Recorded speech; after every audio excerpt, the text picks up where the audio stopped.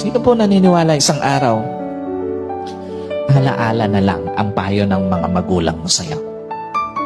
At sino po naniniwala, isang araw, yung nanay na kasama mo ngayon, maaaring katabi mo ngayon, yung tatay na kasama mo ngayon, isang araw, aalalahanin mo na lang din. Hindi kayo forever na magkasama. Kaya nga, lahat ng magulang hanggat kasama pa yung anak, gagawin ng lahat.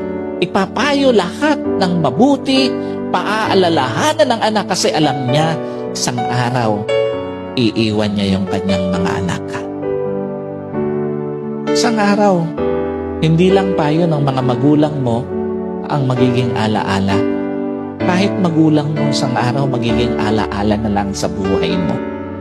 Kaya nga napakapalad mo kung may magulang ka pa ngayon na kasama, may magulang ka pa ngayon na nagpapayo sa'yo, may magulang ka pa na nagpapaalala sa'yo. Kasi one day, wala na yan sa tabi mo.